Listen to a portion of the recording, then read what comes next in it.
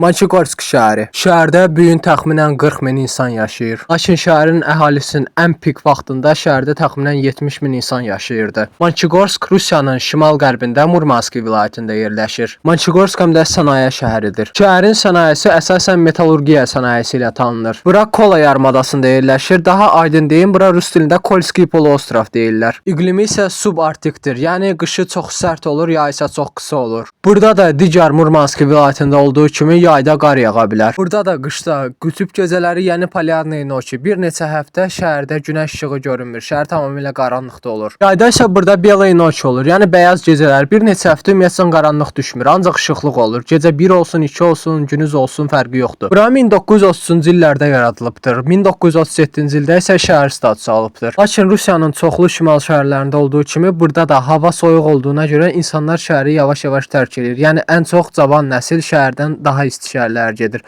Sankt-Peterburq, Moskva və s.